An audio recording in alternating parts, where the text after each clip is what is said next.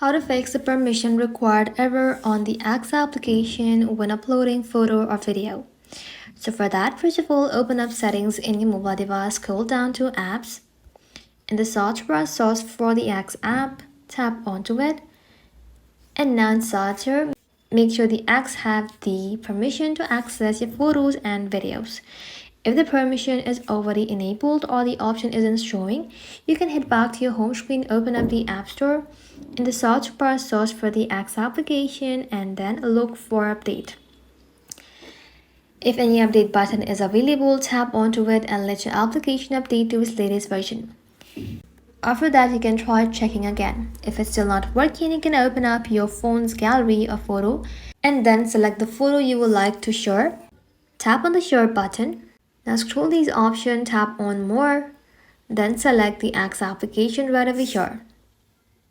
Select whether you would like to create a post or send it through a direct message. This can bypass the problem with selecting media directly inside the X app. That's it.